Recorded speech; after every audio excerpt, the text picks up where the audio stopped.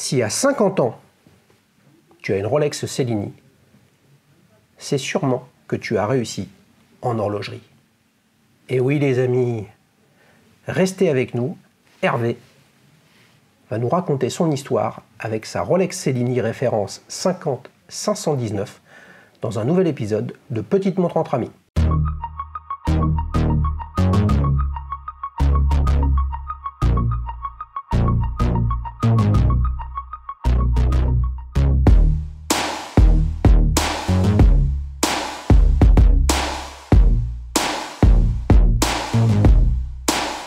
Salut Hervé, ça va? Bonjour Xavier, ça va et toi? Grande forme? Bah écoute, oui. Donc tu fais partie du même club que moi, des gars qui ont plus de 50 ans?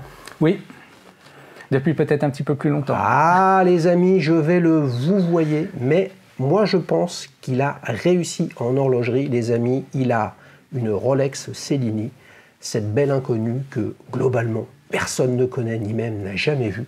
Est-ce que tu es venu avec? Mais oui. Elle est à son poignet, elle était cachée sous sa manche, tu peux me la montrer? Mais volontiers. Tiens, est-ce que je peux même l'essayer? Ah, pas de problème. Avec grand plaisir. Tiens, regarde, moi je suis venu avec une Tissot PR516 bien connue, vintage, plus petite, elle doit être en 36, je pense, peut-être 34. Elle est en quel diamètre cette Rolex, Hervé? C'est 39 mm, la gamme 39 Cellini, mm, la gamme actuelle. elle pèse son poids, donc elle est en matière noble? Elle est en or blanc, oui. En or blanc, ok. Comme toutes les Cellini sont en matière précieuse en fait, comme les D-dates. Elle te va cette Tissot? Écoute, formidable. Bah écoute, dommage hein. J'ai parlé trop vite. Et oui, en fait, c'est l'invité qui dit si elle lui va, parce que si elle lui va, c'est que la tienne me va. C'est vrai qu'honnêtement, elle me va bien. Elle fait son poids, effectivement, en or gris. Toutes les Cellini, on va dire actuelles, sont en matière noble? Oui, alors c'est de l'or gris ou de l'ever rose. Je ne crois pas qu'il y en ait eu en platine. D'accord, ok.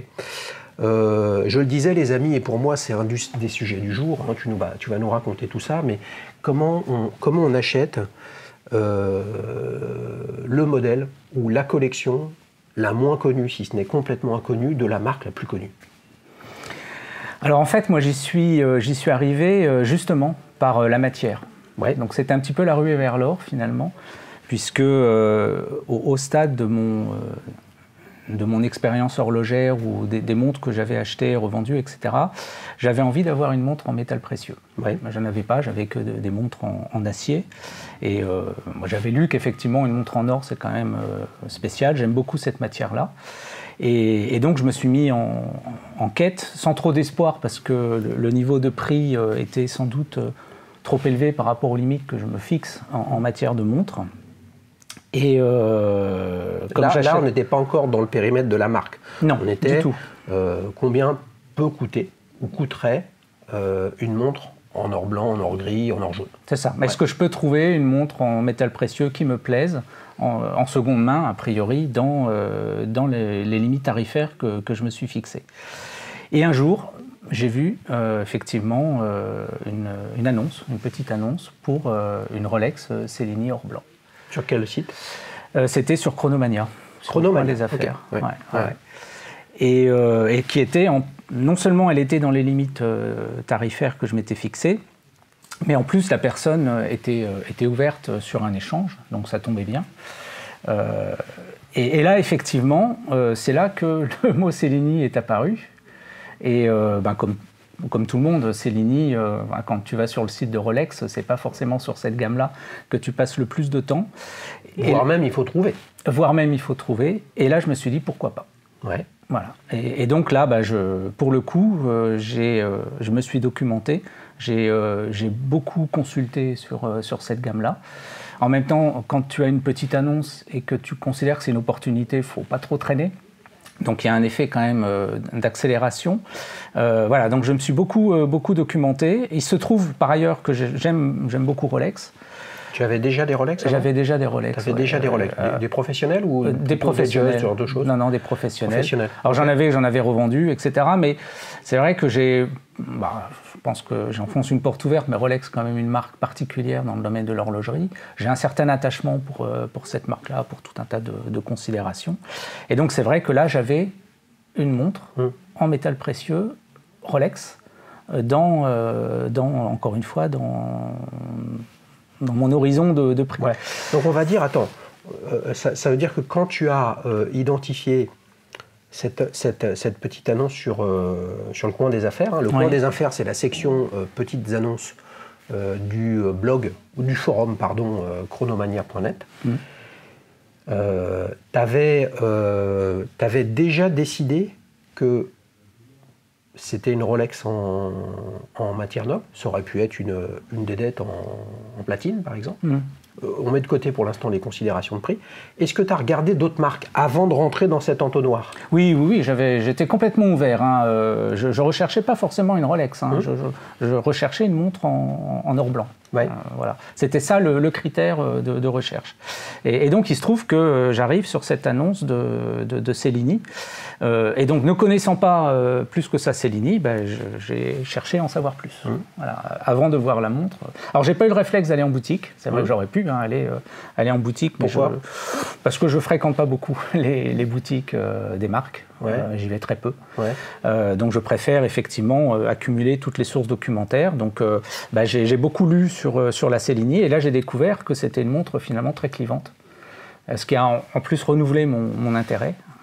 Quand je regarde les avis sur les Cellini. Alors, il se trouve que sur les Cellini, il y a très peu d'avis de propriétaires. C'est surtout des avis de personnes qui se prononcent sur le principe d'une Rolex habillée. Et donc, au gré d'avoir vu ces avis-là, etc., finalement, je me suis pris d'attachement pour le principe et pour cette gamme Cellini. Le côté vilain petit canard, entre guillemets, ça t'a séduit? Non, c'est pas tellement ça. C'est plutôt, j'ai essayé de comprendre en fait ce que Rolex avait voulu faire avec cette gamme de Cellini. Et j'en suis arrivé à la conclusion que justement Rolex a voulu, dans cette gamme sortie en 2014, finalement exprimer la conception de Rolex, de l'horlogerie classique. Ils ont voulu mettre tout leur ADN, comme on dit aujourd'hui, et réinterpréter en fait l'histoire de Rolex dans une montre moderne. Ils n'ont pas voulu singer ou faire ce que faisaient les autres. Ils ont voulu garder les fondamentaux tout en les présentant avec une approche différente des gammes traditionnelles. Quand on regarde la finition, quand on regarde plein de choses, il y a des choses quand même qui sont très différentes des gammes professionnelles. Complètement, oui. Mais en même temps, qui trouvent un écho dans l'histoire de Rolex. Et voilà. Et donc, comme j'étais attaché à la marque et que j'aime beaucoup l'histoire de cette marque, la quête de la fiabilité, de la précision, etc., je me suis dit, why not? Voilà. Et donc, j'ai pris contact avec le vendeur. On s'est rencontrés. Donc, il m'a présenté la montre. Et là, ça a flashé. Tu avais déjà acheté via Chronomania? Oui. Ouais. Donc le vendeur avait un bon pédigré de vente sur le coin des affaires? Absolument. Ouais. Et il se trouve qu'il a été intéressé j'avais une Datejust 2 à l'époque. Et je trouvais que ça faisait un peu double emploi finalement en termes de Rolex habillé. Et donc il a repris ma Datejust 2 et donc avec une Soult bien sûr. Datejust 2, c'est le fameux modèle qui n'est pas resté longtemps au catalogue de Rolex. C'est la Datejust en 41 mm mais qui avait un boîtier un petit peu plus massif qu'une Datejust plus grande. C'est ça, elle a été affinée après. Elle a été affinée avec la Datejust 41. Oui. Ouais, ok. C'est vrai que pour réagir à ce que tu dis, c'est que là on a un boîtier différent on va dire de la gamme Oyster Perpetual / Datejust, mais qui est quand même assez proche. On a le fond de boîte très caractéristique de Rolex aujourd'hui, même si c'est différent sur les professionnels, mais en tout cas qui fait penser aussi aux toutes premières Oyster des tout débuts de Rolex. Le logo, la couronne en implique, tout ça c'est des marqueurs identitaires forts de la marque. Est-ce que pour autant c'est un boîtier Oyster? Alors, parce que tu vois, c'est une très bonne question. De ce que j'ai lu, ça ne serait pas un boîtier Oyster. Moi, j'en suis pas convaincu. La couronne est vissée, le fond de boîte est vissé, elle est étanche à 50 mètres. Pour moi, il y a quand même tous les attributs d'un boîtier Oyster. Et comme tu le dis, il ressemble quand même beaucoup au boîtier, alors plutôt des Rolex à 5, aux références à 5 chiffres, parce que tu vois, il y a les chanfreins qu'on n'a plus forcément sur les gammes actuelles. Et pour moi, je pense qu'il y a un boîtier Oyster, et c'est effectivement, encore une fois, ce qu'a voulu faire la marque. L'ADN de Rolex, c'est l'étanchéité, c'est la fiabilité. Oui. Et donc, il n'y avait pas de raison qu'ils ne reprennent pas ça, ce concept-là sur cette gamme-là. Alors, avec moins d'exigences, parce que ça reste une montre habillée, donc on ne va pas faire une étanchéité à 100 mètres qui n'a pas de sens. Donc, ils sont restés sur une étanchéité à 50 mètres, même si chez Rolex, on sait que les 50 mètres, ils prennent une marge de sécurité importante. Donc, pour moi, j'ai tendance à penser que c'est bien un boîtier Oyster, même si ce n'est pas ce que j'ai lu effectivement sur le net. En fait, les amis, je pense que là, on est assez proche de la... Il y a à la fois la technologie et de l'autre côté, il y a le marketing. Je ne sais pas si tu te souviens, l'épisode avec François et sa Rolex Yachtmaster. Si vous regardez les specs d'une Yachtmaster, pas la Yachtmaster 2, la Yachtmaster sur le site de Rolex, vous avez les mêmes specs que sur une Submariner. Par contre, la Yachtmaster, elle est annoncée étanche à 100 mètres, la Submariner étanche à 300 mètres.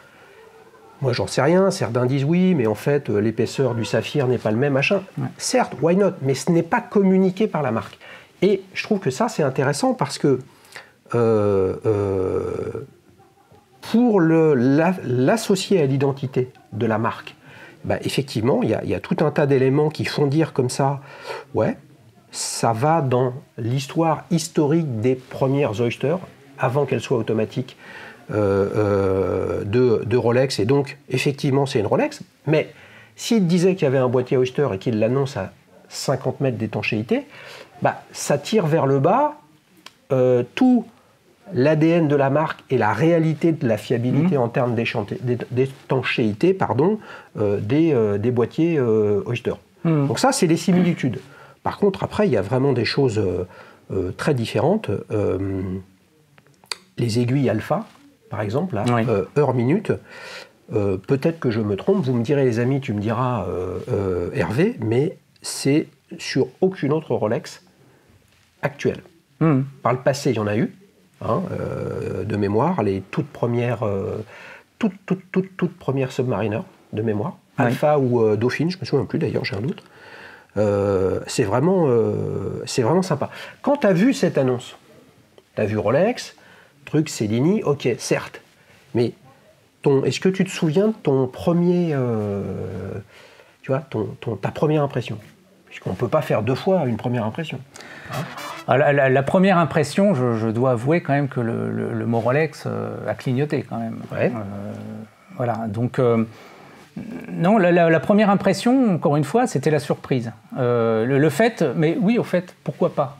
J'y avais pas pensé. Bon, après, c'est vrai qu'au tarif boutique, elle était au-delà de mes limites. C'est quoi le tarif boutique? Alors, elle n'est plus commercialisée, mais à l'époque, c'était 16 800 €. 16 800 €, ok. Ok. Et ma première impression, c'était ça, finalement. Ah oui, tiens. Tu savais que ça existait? Oui. Oui, mais sans plus. Tu n'avais jamais vraiment regardé. Non. Est-ce à dire que pour toi, c'était pas une Rolex? À cette époque? À cette époque-là, non, elle était juste pas dans le... J'avais pas d'opinion particulière. Elle n'était pas dans le radar, finalement. Ok, donc 16 800 en boutique à l'époque, neuve. Mettons de côté qu'à l'époque, elle était ou non disponible. Je ne serais pas étonné qu'aujourd'hui, des Cellini ne soient pas disponibles. Mais ça, à la limite, c'est pas le sujet. C'est indiscret de te demander combien tu l'as payé? Alors en fait, l'annonce était à 9 900 €, quelque chose comme ça, juste sous ma limite, qui est en fait celle d'un prix à 5 chiffres. Avec en fait, l'échange de la Datejust, je l'ai eu pour 2 000 €. Ouais, c'est bon ça. Donc voilà, c'est en fait prix seconde main 9 900 € en fait. Donc une décote importante par rapport au prix du neuf. Donc si on arrondit donc 10 000, donc ça veut dire que tu as cédé, tu as apporté ta Datejust 2 Oui. pour 8 000 €. Oui. Waouh!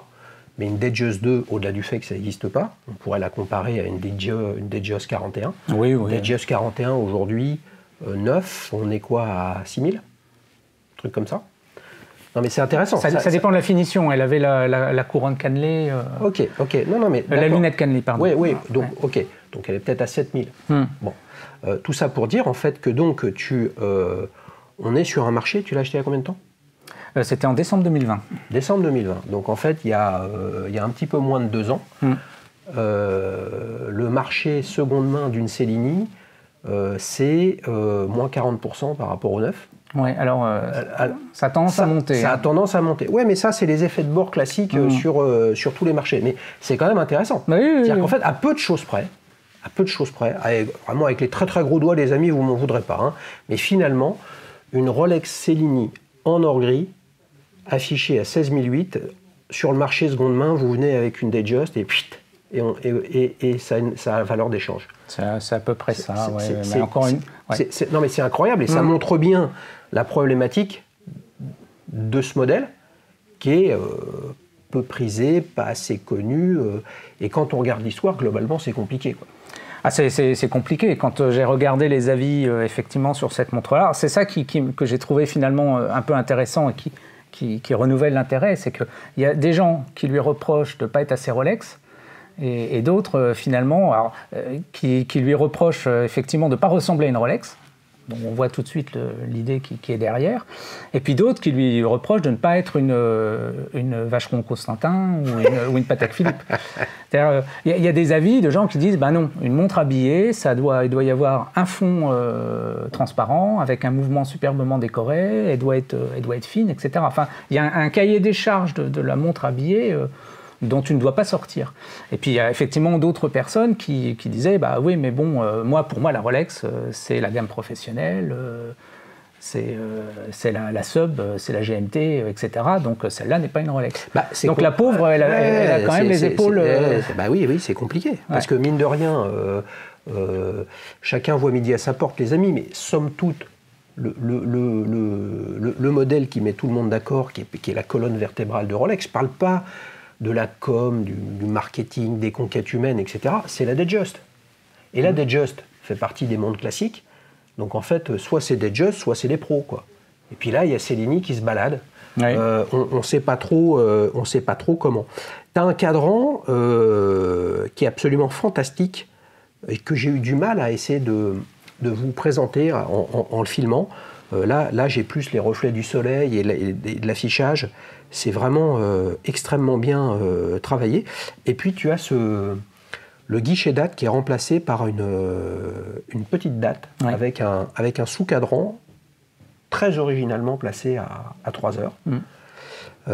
Parmi tous ces détails, là, c'est quoi le petit détail que toi, vraiment, te fait vibrer et que tu préfères sur cette montre ? Je serais tenté de te répondre qu'il y a un ensemble de détails. Alors, ça peut paraître bizarre ce que je vais dire, mais finalement, c'est le fond derrière, le fond que je trouve vraiment beau. Alors ça peut paraître surprenant. Je me regarde dedans, je suis un peu déformé parce qu'il est bombé, les amis. Je suis plus joufflu qu'il n'y paraît. Mais c'est cette belle pièce, enfin voilà, moi je trouve ça très beau, finalement très original, très beau. Après sur le cadran, oui, c'est vrai qu'il est original. J'avoue que le guillochage, c'est quelque chose qui m'a fait hésiter. C'est sans doute ce qui m'a fait le plus hésiter finalement sur cette montre-là. Et ça la dessert aussi parce qu'en photo, tu l'as dit, c'est très difficile à restituer. Parce que l'appareil photo, il va pas donner la perception que l'on a visuellement de l'effet du guillochage du cadran. Autant l'œil, si tu veux, il va amoindrir l'effet du guillochage en fonction de ton regard, de l'angle de la lumière, etc. Autant l'appareil photo, il va te donner l'impression d'un guillochage très très marqué et qui peut effectivement peut-être freiner le... Tu disais tout à l'heure que ce modèle est sorti en 2014. Ouais. Alors, en fait, cette collection Cellini-là est sortie en 2014, mais des Cellini, il y en a eu avant. Il y en a eu labellisé Cellini, pas Cellini, enfin... C'est assez paradoxalement pas très clair. Et comme Rolex en fait confirme jamais rien, c'est quand même assez difficile et c'est beaucoup moins documenté que l'histoire de la Submariner, enfin, etc. Mais t'as pas été tenté par le vintage justement, puisque tu cherchais une montre classique et en matériaux nobles, et dans le vintage, évidemment tous les prix sont envolés chez Rolex notamment, mais tu as quand même des opportunités avec des modèles vintage qui sont en matériaux nobles, donc qui ne sont pas des tool watch, où tu as des prix qui sont quand même accessibles et qui, à mon avis, tu aurais pu trouver à moins de 10 000 euros. Sûrement, donc, oui. Pourquoi pas le vintage? Il se trouve qu'en fait, c'est le hasard qui fait que la première Cellini que j'ai vue, c'est celle-ci, finalement. Donc, j'ai pas eu l'occasion de m'intéresser aux Cellini vintage. Donc, il se trouve que c'est celle-ci qui est passée. Alors, c'est vrai en plus que j'ai eu des Rolex référence 5 chiffres que j'ai revendus parce que je préfère les gammes plutôt actuelles. Ouais. Ouais, donc t'es plutôt branché neuf. Oui, je suis plutôt à l'achat, non, mais en gamme, oui. Ah oui, donc tu achètes d'occasion des récentes. Ouais. Jamais neuf. Ça m'est arrivé d'acheter des montres neuves. Il se trouve que par hasard, plutôt chez Seiko, ou Grande Seiko dernièrement, mais non, les Rolex que j'ai acquises, elles étaient toujours en seconde main. Grand Seiko, là, ils ont à l'occasion, les amis, de l'ouverture de la boutique Grand Seiko Place Vendôme, oui. Ils avaient sorti 2 modèles, l'un en platine de mémoire, l'autre en or jaune, avec un cadran dont Grand Seiko a le secret, qui reprend le visuel de la Place Vendôme. De mémoire, on était à... Je me souviens plus. Non, on n'était pas dans tes tarifs. Non. Mais tu t'es pas dit, tiens, why not une Grand Seiko en matériaux nobles? Non. Non, c'est dans cette idée-là. Non. Alors, curieusement, l'un des modèles sortis par Grande Seiko de la gamme Élégance reprend le même guillochage de cadran que Rolex appelle rayon flammé de la gloire. Rayon flammé de la gloire. Voilà, c'est en fait le guillochage qui part comme rayon flammé de la gloire perpétuelle, les amis.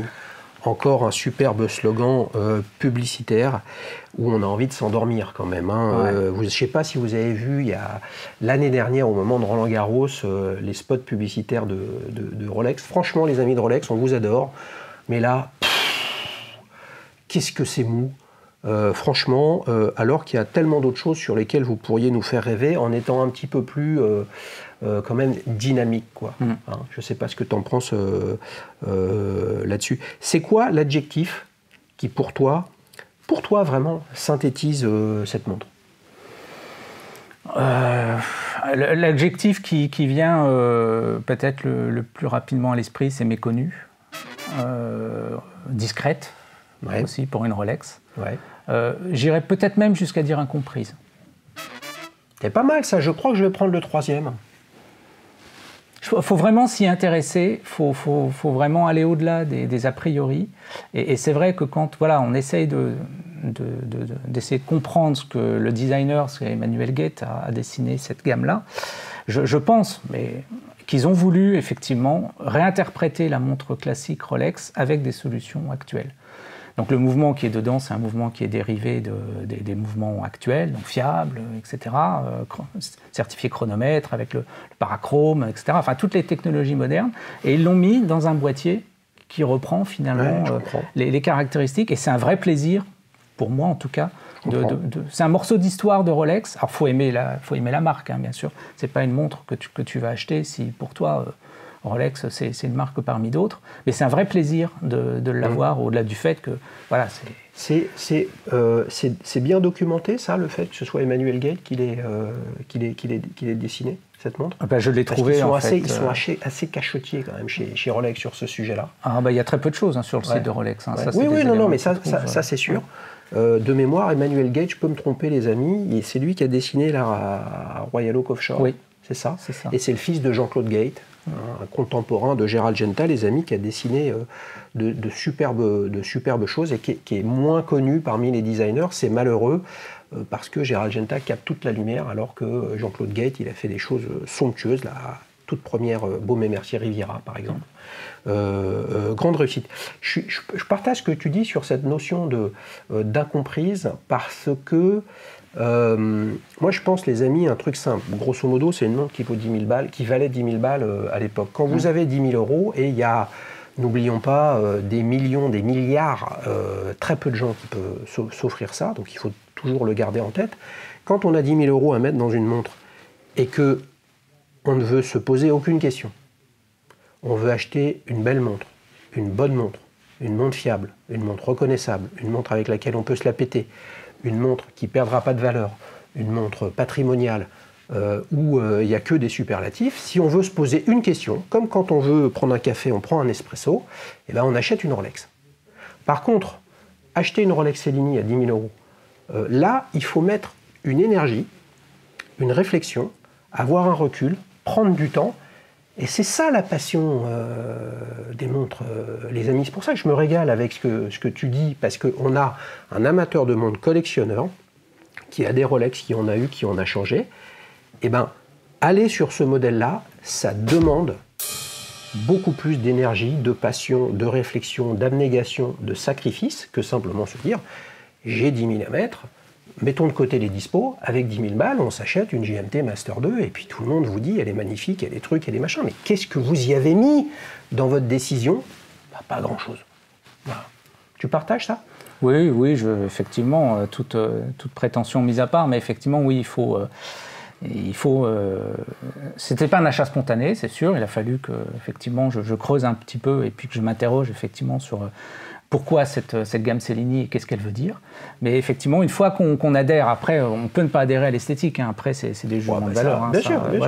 Mais moi, je suis très heureux de l'avoir. Et c'est vrai que quand je prends des bouquins, enfin, j'ai un livre sur Rolex, je ne sais plus comment ça s'appelle, qui reprend l'histoire de Rolex. Quand tu mets les premières Oyster, voire même la première Datejust qui est sortie en 1945, elle est finalement pas très éloignée. Tu retrouves le cannelage. Oui, le cannelage très très fin. Ouais. Effectivement, pas de protège-couronne, effectivement.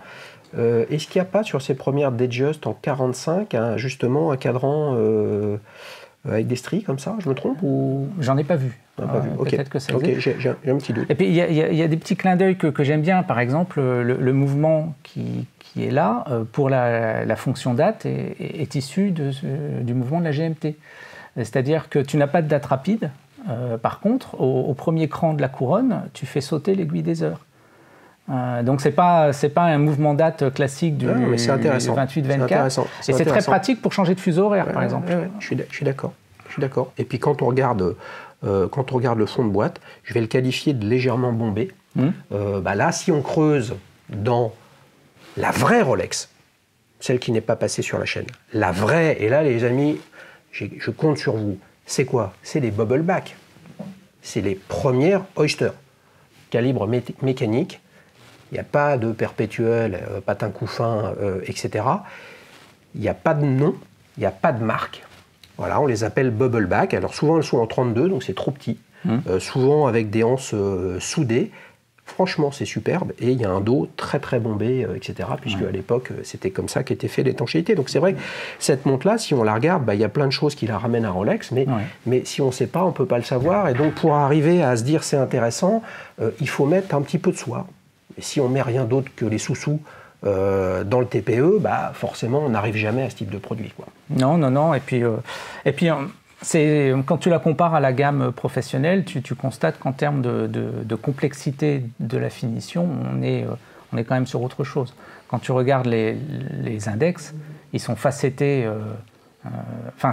Tu prends une loupe x10 ou x20, tu n'es pas déçu avec cette montre-là. Tu as quand même des niveaux de finition. L'impression Cellini sur un cadran guilloché, c'est quand même, je pense, pas évident à faire. En tout cas, plus difficile que sur un cadran mat ou brillant d'une montre professionnelle. Ça, c'est clair. Les amis, on se régale. Je suis impatient de savoir d'où vient Hervé dans son approche de l'horlogerie. On enchaîne pour la séquence souvenir. Tiens, Je te la rends. Mais j'imagine que je dois te rendre la tienne. En fait, si tu veux garder ma Tissot, les amis, je veux bien garder la Rolex. Qu'est-ce que t'en penses? Ah oui, elle est très jolie, ouais. Mais tu préfères me la rendre quand même? Ouais, je préfère te la rendre. Ben oui, bien sûr. Elle est un peu petite pour moi. Un peu petite, mais pour moi aussi, mais c'est pas grave, il faut subir parfois pour aimer. Alors, quel âge as-tu, Hervé? 50, je vais avoir 56. Ah oui, c'est bien ça. Donc ça fait combien de temps que tu as deux choses? Tes premiers émois horlogers et le passage à un truc irrationnel qui est la passion. Les premiers émois horlogers, depuis très jeune, hein, d'avoir une montre. Voilà, j'ai eu quelques montres dans ma vie, mais des montres à quartz, enfin des choses sans importance.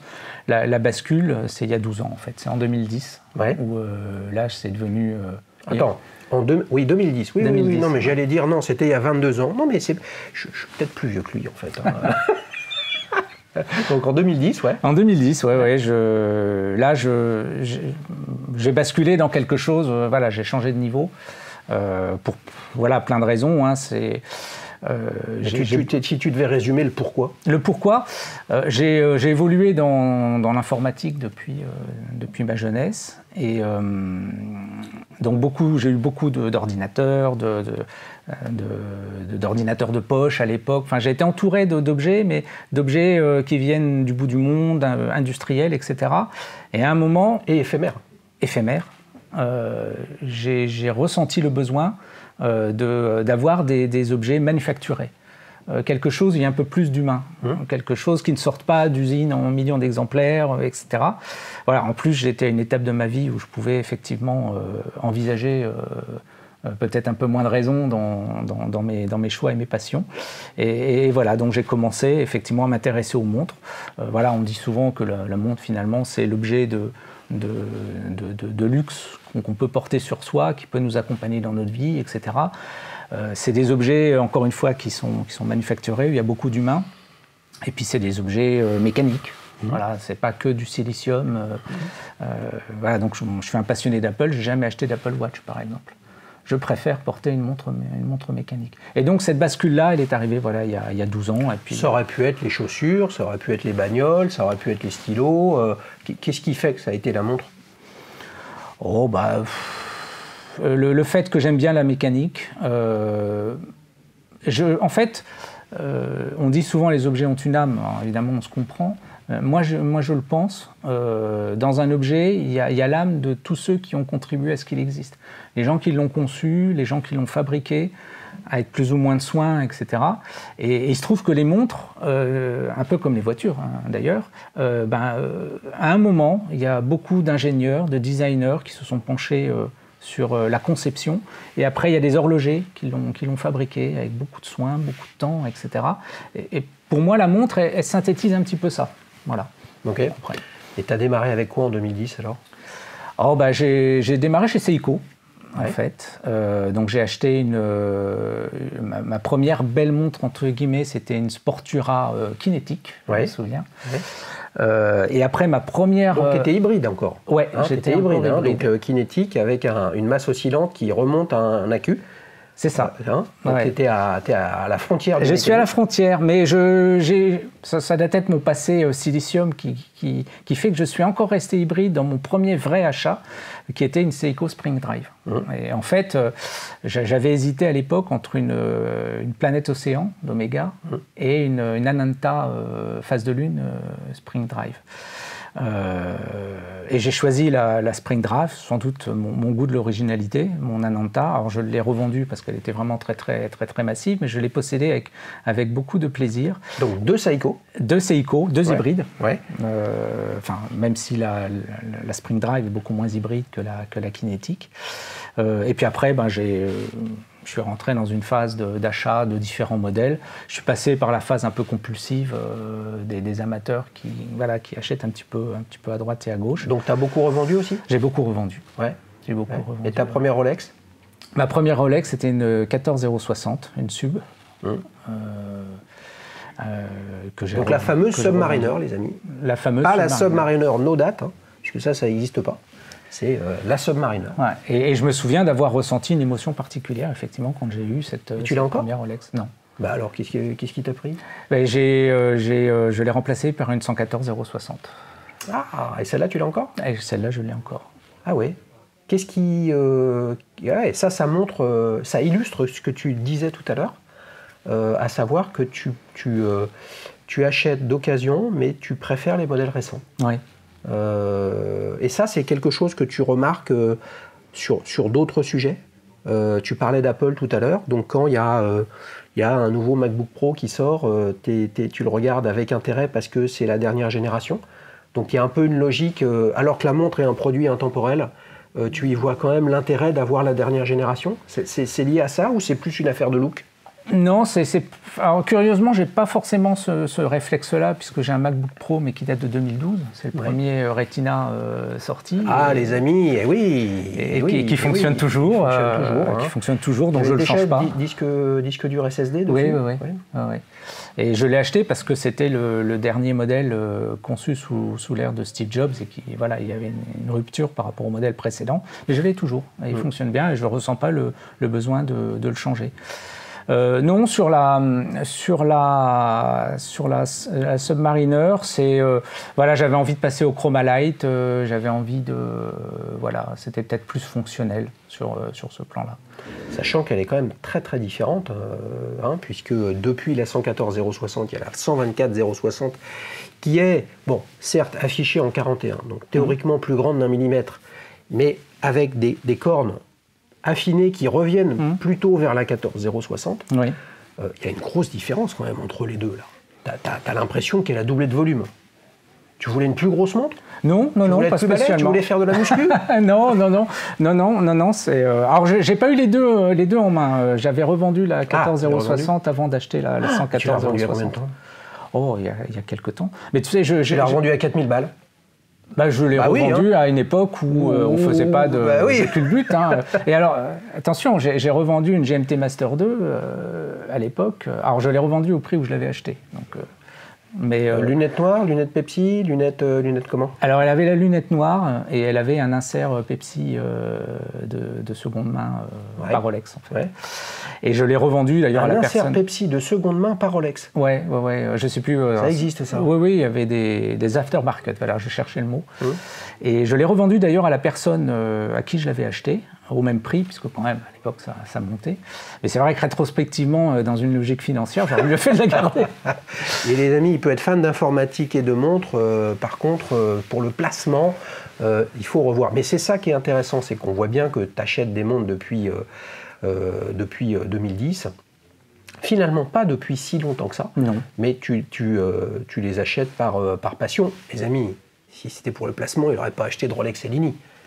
Oui, et puis la GMT Master 2, je l'ai revendue parce que je ne la portais pas, en fait. Pourquoi? Par goût, c'était pas celle que je portais le plus. Et je l'ai revendue pour acheter une Glashütte Panomatic Lunar. Ah, Glashütte, oui. Tu l'as encore, celle-là? Oui.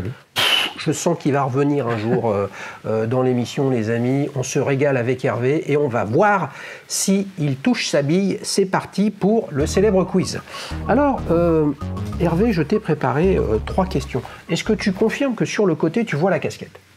Oui, je la vois. Elle est là, elle est cachée là. Elle est là, la casquette. Parfois, je la mets là, mais sinon, il faut que je me lève et tout ça. Donc, je vais être obligé de débrancher le son. Ça va pas être terrible. Je t'ai préparé 3 questions.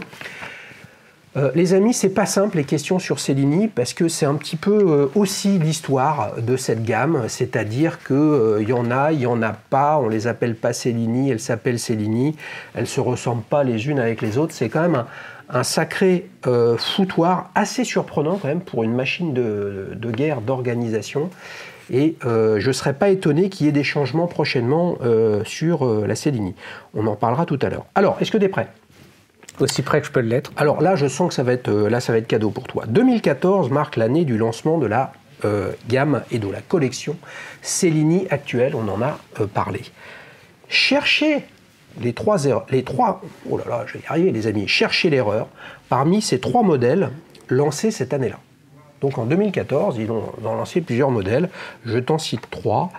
Et l'un n'était pas présent dans ce lancement en 2014. Réponse A, la Cellini Time. Réponse B, la Cellini GMT. Réponse C, la Cellini Moonphase. Alors, il y a peut-être un piège. Il y a toujours des pièges, sinon on ne peut pas rigoler. Hein. Alors, j'hésite parce que la Moonphase, pour moi, elle est sortie plus tard. Elle est sortie en 2017. Mais j'hésite parce que en 2014, il y avait peut-être la Dual Time. Mais ce n'était pas une GMT, elle s'appelait Dual Time.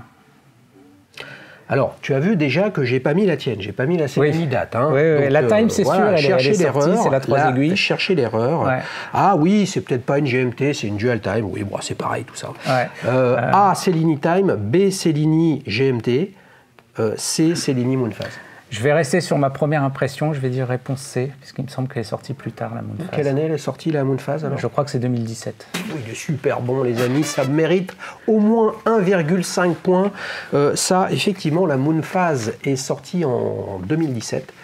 Une bien belle approche, très travaillée avec une phase de lune, là, la surface de la lune, vraiment magnifiquement réalisée, très classique, très habillée, également en or Ever Rose et en or blanc de mémoire. La seule Moonphase de la gamme Rolex d'ailleurs. Eh oui. 2014, voilà, c'était ça. Cellini Time, c'était simplement 3 aiguilles, heure, minute, seconde. La date, la tienne. Oui. Voilà. Et puis la GMT, alors je l'ai appelée GMT, mais peut-être que c'est la Dual Time. Tu as raison, on vérifiera les amis, ou alors je compte sur vous, les Rolex fans, pour me corriger sur le sujet. Tu mènes 1-0, quasiment 1,5, mais ça n'existe pas, quoi. Il n'y a pas un demi-but. C'était l'échauffement. Voilà, c'est bien. Alors, deuxième question. Alors là, c'est sympa. Là, pour le coup, il y avait un ordre dans les questions, puisque là, on va parler de la Cellini Moonphase qui est actuellement en vente chez Rolex. C'est la dernière. Ça ne veut pas dire qu'il y en a, d'accord ? Mais elles sont en vente. L'une de ces informations concernant la Cellini Moonphase est erronée. Laquelle ? Réponse A, le cadran est marqué Cellini. Réponse B, elle est étanche à 50 mètres. Réponse C, elle vient avec le fermoir Crown Clasp, autrement appelé boucle déployante. Une des affirmations est erronée. Ouais. Alors, je crois qu'elle a la boucle déployante, donc c'est pas la réponse C. La réponse B, c'est ? Elle est étanche à 50 mètres. Oui, je crois que c'est le cas de toutes les Cellini. Réponse A, donc par élimination, j'aurais tendance à effectivement... il me semble bien qu'effectivement sur le cadran, il y a Rolex Genève et la partie basse du cadran est prise par la phase de lune et qu'il ne doit pas y avoir la place pour Cellini. Il est bon, il est sympa, il est analytique, il est passionné. Énorme réponse positive de Hervé. Effectivement, elle est étanche à 50 mètres comme toutes les autres Cellini. Boucle déployante, alors que toi, tu as la boucle ardillon Rolex. Ça m'a fait sourire, le Crown Clasp. Je veux dire, il y a toujours un terme particulier. C'est une boucle déployante, les amis, mais parfois le marketing est plus fort que nous. Il faut absolument faire quelque chose. Et oui, elle n'est pas marquée Cellini. Et là, je me suis dit, non mais attends, elle n'est pas marquée Cellini. Alors, je n'ai pas réussi à retrouver si le modèle lancé en 2017 était ou non marqué Cellini. Mais 2 des 4 modèles lancés en 2014, il en reste plus qu'un, même si le Moonphase est sorti en 2017, il en reste plus qu'un, elle n'est pas marquée Cellini. Et ça, ça résume, je trouve, l'histoire des Cellini dans une collection, mais qui ne présente pas le nom Cellini, parce que là, il y en a eu un paquet, il y a à peu près une quarantaine de références, avec des formes rectangulaires, où la Prince, Rolex Prince, qui a été relancée à l'intérieur de la collection Cellini. Ça donne le sentiment que Rolex ne sait pas trop quoi faire avec cette collection. Et ne garder au catalogue qu'un modèle Moonphase, ça peut être le signe qu'ils vont arrêter cette Cellini, ou alors qu'ils s'intéressent sérieusement à la complication Moonphase, puisque aucun autre modèle de Rolex ne présente cette complication. Mais c'est un peu l'illustration de c'est pas clair, ils n'y arrivent pas, ils sont en train de changer, ils vont relancer. Bizarre quand même. Quelque part, je me dis que Rolex se rend compte qu'ils sont quand même enfermés dans leur gamme traditionnelle et qui tournent un petit peu en rond. Enfin, quand on regarde les nouveautés chaque année, c'est je change de diamètre, je mets du dual tone sur tel ou tel modèle, mais on tourne un peu en rond. Et je me demande parfois si Rolex ne cherche pas à sortir un peu finalement de ce précaré. Alors, pour sortir de ça, il faudrait qu'ils accélèrent sur la Cellini, et pour l'instant, ils envoient un signal qui est plutôt contraire. Les amis, comme d'habitude, on n'en sait rien, puisqu'ils ne disent rien chez Rolex. Le mystère fait partie de l'intérêt qu'il y a pour la marque. Mais en tout cas, je pense que c'était intéressant de le noter, c'est que, à peu de choses près, ils n'ont pas réussi à imprimer la marque Cellini chez Rolex, à tel point qu'ils en enlèvent le nom. Voilà. C'est dur les amis, c'est dur l'horlogerie, donc même quand vous êtes les numéros 1 en valeur, en volume, en performance, en fiabilité, en taux de retour SAV, etc., vous avez quand même des galères. Et c'est pas simple. Bon, ça fait que tu mènes quand même 2-0. Je sens que la dernière va... la dernière.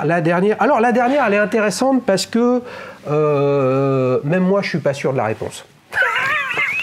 Donc il faut que tu gagnes 3-0 à une question où les réponses sont pas claires, les amis. Là, vraiment, on va rigoler. Alors, où est l'huissier? Voilà. Alors, Gérald Genta aurait dessiné. Les amis, aurait, c'est le conditionnel. Donc on n'en est pas sûr.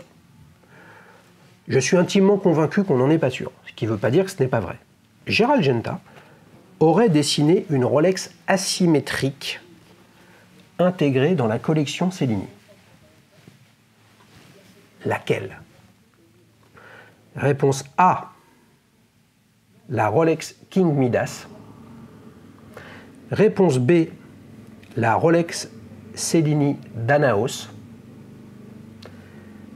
La réponse C, la Rolex Cellini Jubilé. Alors déjà, est-ce que ces modèles, tu les vois? Parce que les amis là, qui regardent, eux, ils les voient défiler, donc ils ont une chance, ils ont un avantage sur toi. Ils ont tu vois. Alors la Danaos, je ne pense pas, parce qu'elle a une forme allongée, c'est pas du Genta. C'est pas l'image que j'ai du design Genta.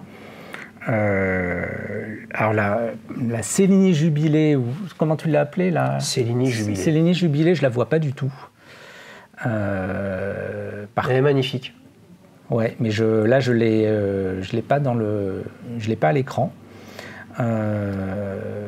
Par contre, la King Midas, alors, je sais qu'il y a une Rolex Cellini avec un bracelet intégré, et je pense que c'est celle-là en fait sur laquelle Genta aurait travaillé, mais je suis pas sûr de son nom. Il parle doucement et tout ça parce qu'il croit que je vais l'aider. Mais non, quand on mène 2-0 et qu'on est à 2 doigts de la casquette, il n'y a plus d'aide, les amis. Là. Donc autant dire que j'hésite entre réponse A et réponse C. Réponse A, King Midas. Réponse B, Danaos. Réponse C, Jubilé. Et King Midas, je crois l'avoir vu, mais je vais prendre la réponse C. Tu vas prendre la réponse C, la Rolex Cellini Jubilé. Aïe, aïe, aïe, il s'est complètement désuni. Il mène 90 mètres sur le 100 mètres. Et là, il se crispe et tout ça. Il se fait doubler sur la ligne d'arrivée. Et non, la bonne réponse, c'était la Rolex King Midas. King Midas, Donc là, vous le voyez à l'écran, un modèle asymétrique. Voilà, avec un pan triangulaire, côté 9h, tout en or, extra plate. Franchement, je doute que ce soit Genta. Beaucoup y voient son style très géométrique, coupé avec des pans très saillants, pas de cornes, donc on va dire un bracelet intégré. Je suis pas sûr. C'est plutôt Gilbert Albert qui était le grand spécialiste des designs de montres asymétriques de cette époque. Là, on est dans les années 60. Après, honnêtement, j'en sais rien. Mais j'ai lu tout et son contraire sur le sujet. Et pour le coup, c'est la première fois que je tombe. Alors que vous savez que les montres à bracelet intégré type 70s, j'en ai un paquet, dont une Royal Oak. C'est la première fois que je disais que Genta aurait travaillé pour Rolex sur ce sujet-là. Très honnêtement, j'en doute, mais en tout cas, c'était la bonne réponse. La Danaos, effectivement, c'est pas celle-ci. C'est une montre beaucoup plus classique, très très prisée, extra plate. Oui. Voilà. Et alors, la Cellini Jubilé, là, on est vraiment sur la montre habillée type des années 60 et qui a surtout une caractéristique d'avoir un bracelet tout en or, extra fin, avec la marque Rolex en relief sur toute la longueur du grand côté et du petit côté du bracelet. C'est absolument magnifique comme montre. C'est très habillé, probablement une petite montre en 32 mm maximum, mais en tout cas, malheureusement, tu viens de prendre un but dans les arrêts de jeu. Qu'est-ce que tu veux, les amis? Par contre, vous le savez, à un moment ou un autre, quand on s'est bien bagarré, on a réfléchi, et puis en plus, tu étais à quasiment 1,5 sur 1 à la première question. Donc la prod me confirme à l'oreillette qu'il va pouvoir quand même repartir avec la casquette d'Ali Schultz. Et en plus, il est comme moi, il est un petit peu dégarni sur la calebasse et il va devoir se protéger pour l'été, tout l'été, effectivement, avec sa casquette. Tonnerre d'applaudissements pour Hervé, sa gentillesse, sa passion.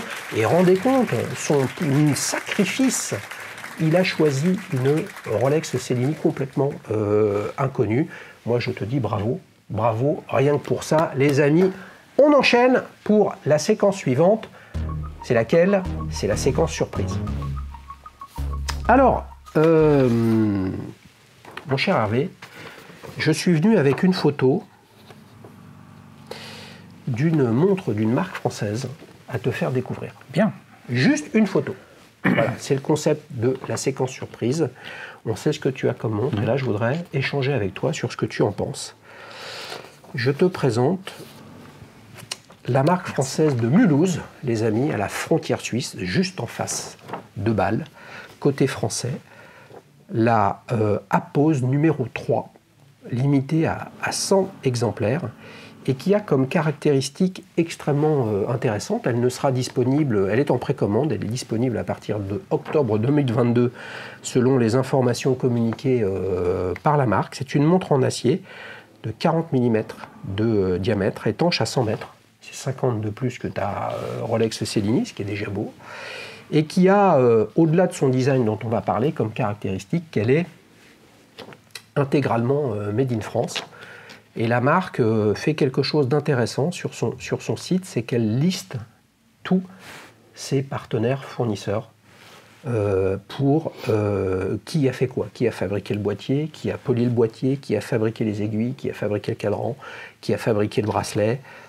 Et il y a à l'intérieur, et ça je pense que c'est vraiment une donne intéressante, le calibre pékinais. Donc grande marque historique française, pas avec le calibre royal mais avec le calibre initial. Et là tu as une montre 100% française haut de gamme au prix de 2550 €.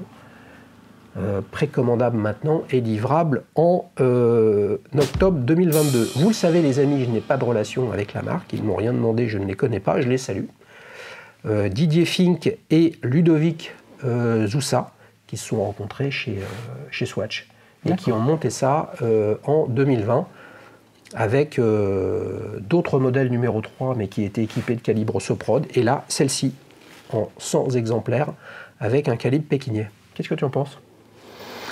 En première impression, j'aime bien. Oui.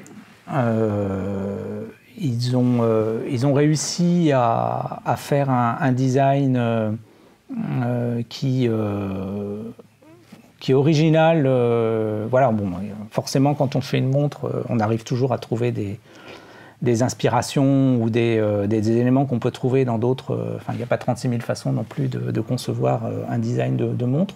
Mais eux, ils ont. Enfin, ça, voilà, il y a une personnalité qui ressort, bien spécifique. Alors, sans doute qu'il faudrait voir en vrai l'effet que donne. Bien sûr. La lunette. Tu as l'image de la taille, de la résolution la plus importante que j'ai récupérée sur le site de la marque. La forme coussin est agréable. Le brossé sur la lunette verticale, c'est bien trouvé, je trouve. Enfin, moi, j'aime beaucoup. Alors, j'aime un petit peu moins les anses un peu géométriques. J'avoue que j'ai une préférence pour les formes un petit peu plus courbes. Oui. Après, encore une fois... Là, elles ont les pans coupés, hein, quand même. Ouais. On le voit, donc probablement avec, quand on la voit de profil, une esthétique intéressante. Ouais. Alors, l'épaisseur n'est pas indiquée, mais bon, faudra voir. Mais le diamètre, en tout cas, le diamètre est bien. Et puis, non, le cadran est joli. L'absence d'index, ou en tout cas, plus exactement, l'emplacement des index ne choque pas. Du coup, ça libère effectivement le cadran. Tu parlais du diamètre. Ils ne font que des montres, cette numéro 3, en 40 mm. D'accord. Puisqu'ils ont fait le choix d'avoir une approche de l'horlogerie non genrée. Donc ni homme ni femme. Ouais. Et leur choix, leur analyse, leur souhait, leur goût, leur vision, c'est que le modèle le plus adapté pour un homme et une femme, c'est 40 mm. Ils ont un site internet qui est intéressant, qui est complètement nouveau en termes d'approche. Vous irez voir. Très honnêtement, moi je trouve que c'est pas très simple de naviguer dessus parce que c'est complètement différent en termes d'esthétique. Ça vaut le coup d'aller voir. Qu'est-ce que tu penses d'une initiative 100% française et tu as vu que je n'ai pas cité volontairement parce que ce n'est pas ce qu'ils font. Je n'ai pas cité le terme Made in France. Où le problème du Made in France, c'est un peu le label comme le Swissmade, les amis. Hein. Donc le Swissmade, vous savez qu'en fait, tout n'est pas Swissmade dedans. C'est compliqué à comprendre, à évaluer, mais c'est pas plus que 70%. Donc ce qui veut dire qu'il y a beaucoup de choses qui viennent d'Asie. Oui. Là, on est sur un produit 100% français.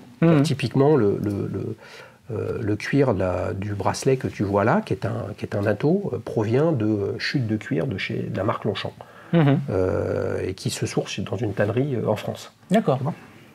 Donc toi, ça te dit quoi? Ça te touche ou tu t'en fous complètement?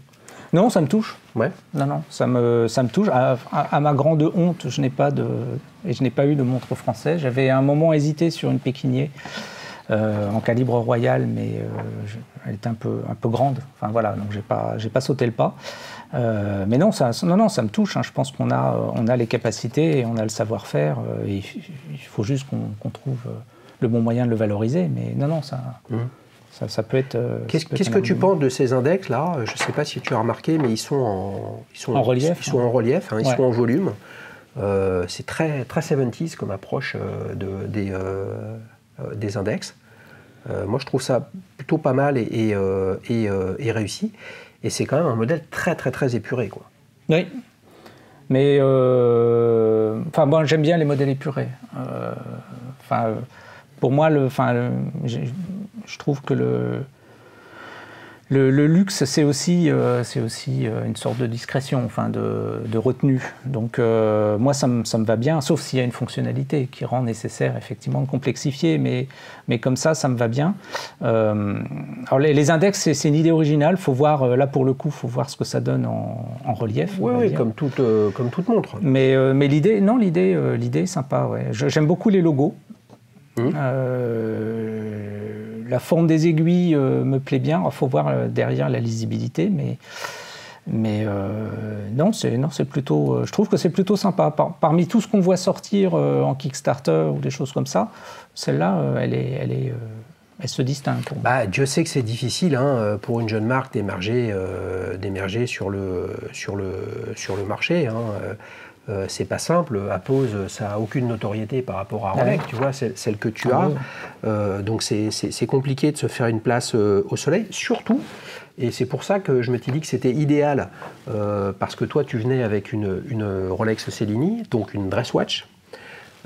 C'est difficile, une dress watch, parce qu'en fait, tu te raccroches à quoi sur une dress watch? C'est qu'une affaire de goût, et tous les goûts sont sur la planète. Oui.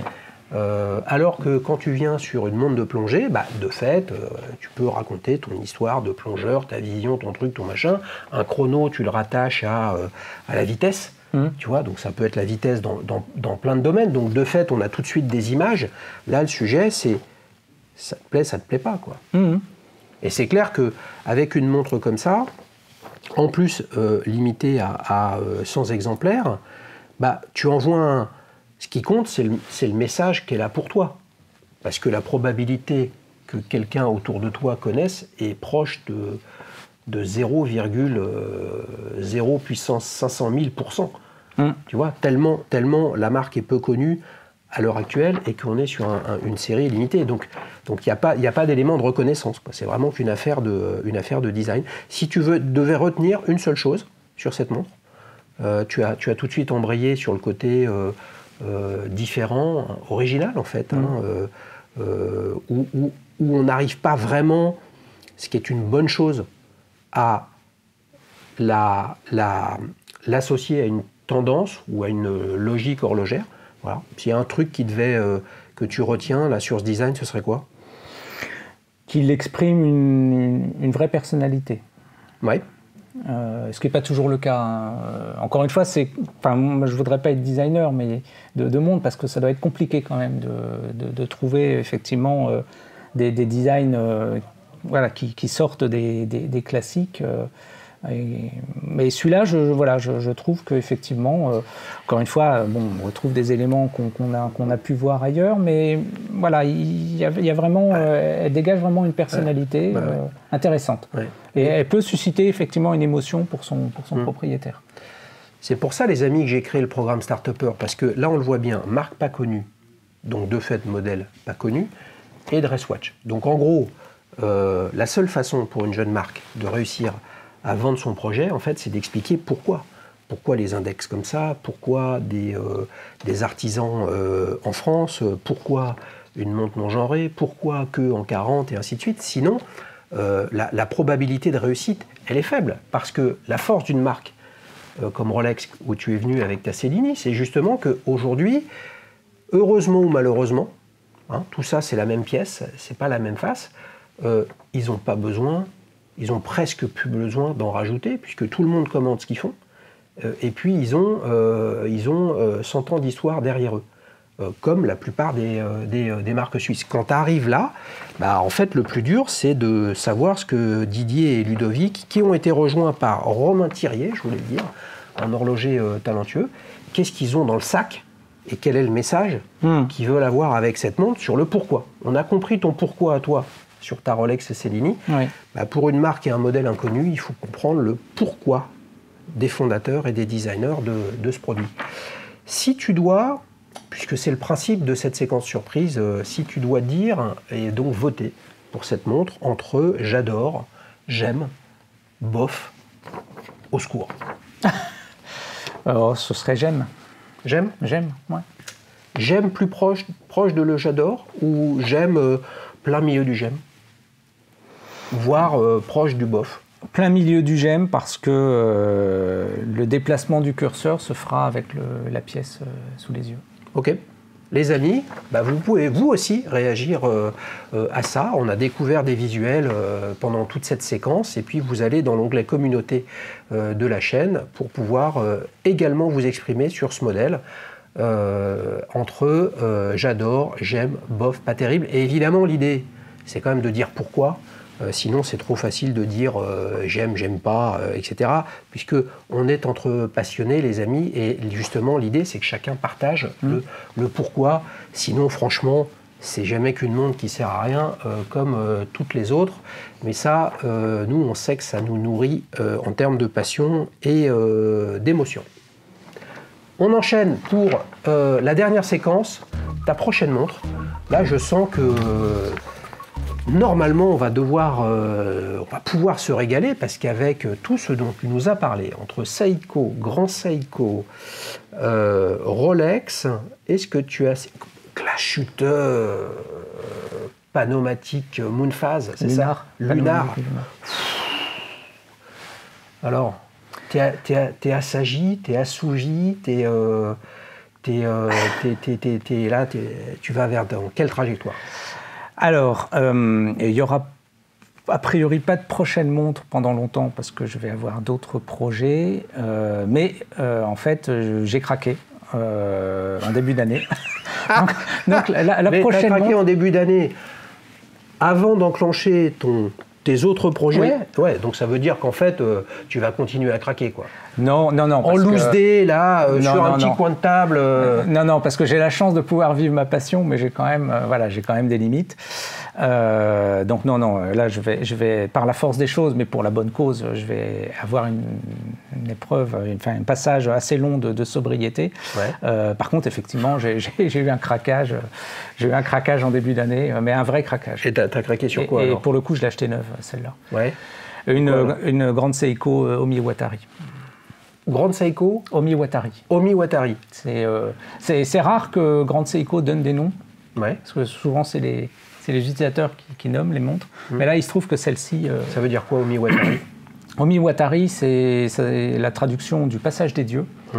En fait, ça fait référence, comme souvent chez Grand Seiko, au cadran, qui représente la surface gelée d'un lac Suwa, au Japon.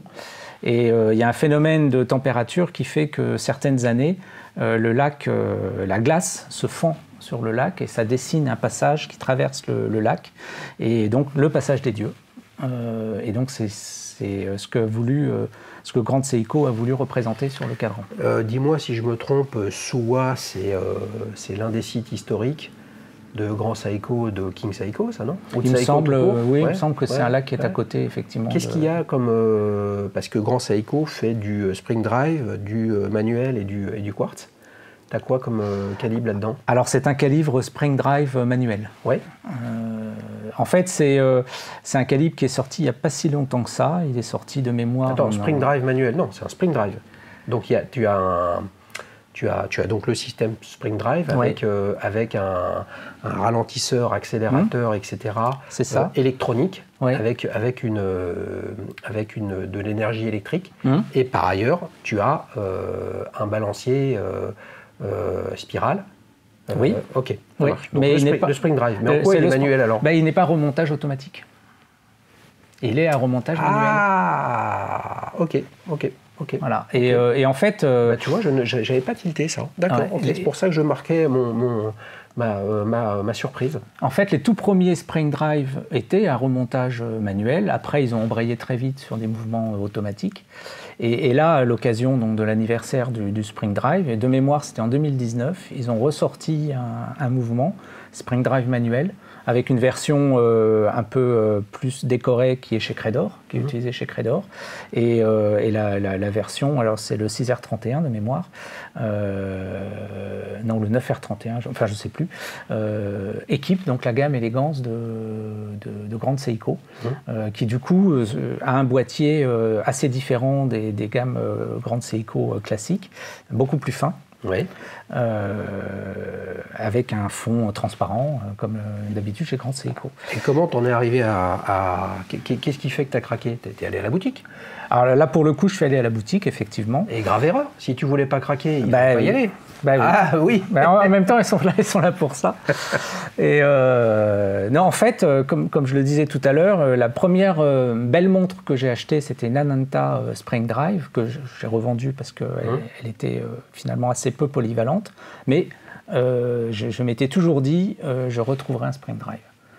Parce que voilà, c'est quand même le mouvement de l'aiguille et même l'idée même de la quête de perfection en termes de précision, etc.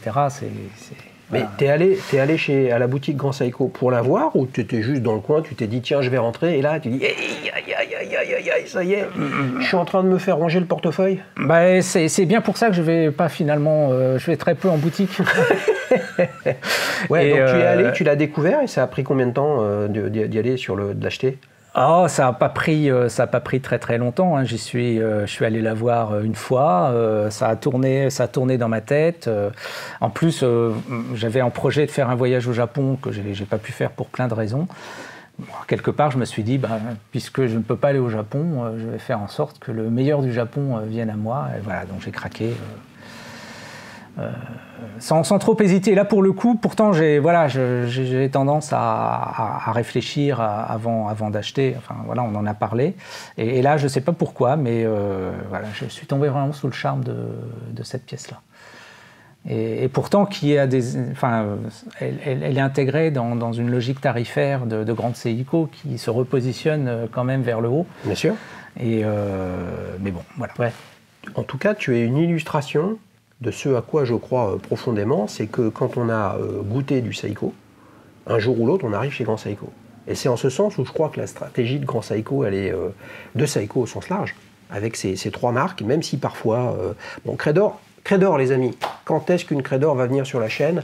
La dernière fois que j'ai dit quand est-ce qu'une Cellini viendra sur la chaîne, bam, tout de suite Hervé m'a contacté. Donc là, je me dis, les amis, une Credor, quand est-ce que ça viendra sur la chaîne? Bon, tout ça pour dire que parfois c'est un peu confus chez Seiko, hein, oui. au sens large. Hein, on peut avoir une Seiko à 400 € et puis on a l'impression qu'il y a la même à côté à 4000. Voilà. Ah, oui. Donc si on ne creuse pas, et on en revient toujours à l'éternel sujet, hein, qu'est-ce qu'on a comme capacité à creuser? Qu'est-ce qu'on a comme énergie à creuser? Quand bien même on veut, on n'y arrive pas. Parfois, il n'y a pas les infos, donc c'est difficile de comprendre ça. Sinon, ça montre bien. Moi, je crois qu'un jeune aujourd'hui qui achète une SKX, enfin anciennement une SKX, une Seiko 5, une Présage, dans 5 ans, 10 ans, 15 ans, 20 ans, s'il a les moyens de s'acheter de l'horlogerie mécanique qui fait rêver, qui nous embarque, bah, il sera captif chez Grand Seiko. Oui, mais c'est effectivement tout l'attrait de Seiko, mais moi je suis très reconnaissant finalement à des marques comme Seiko de donner accès à l'horlogerie mécanique à plein de clients potentiels. Bah oui. Quelqu'un qui n'a pas beaucoup de moyens, il peut quand même s'offrir une très belle montre mécanique en allant chez Seiko. Alors, il y a d'autres marques qui le font, effectivement, mais après, Seiko, effectivement, peut l'emmener vers le haut, ce que d'autres marques ne pourront pas faire. Les amis, on a passé un épisode fantastique et la conclusion que vient de faire Hervé, elle est passionnante. Vous voyez, c'est un amateur de Rolex qui aboutit à la Rolex la plus incomprise de l'histoire, la Rolex Cellini. Et on en conclut avec son amour pour Seiko. C'est ça la passion de l'horlogerie. Chacun y met l'énergie qu'il peut, qu'il veut. Mais en fait, on peut être aussi heureux avec une Seiko qu'avec une Glashütte, avec une Rolex, avec une Patek Philippe. Tout ça, c'est dans la tête. Et plus on creuse, et bien plus on se rend compte qu'on peut se faire plaisir avec tout. Quel que soit le prix et quelles que soient les marques, quelles que soient les régions, quels que soient les pays où sont fabriquées ces montres. Hervé, merci beaucoup. Merci à toi Xavier. Les amis, si vous voulez participer, c'est super simple, www.davichous.fr, vous remplissez un formulaire et puis on discute de votre venue sur la chaîne en fonction du sujet dont vous avez envie de parler. Ciao, ciao!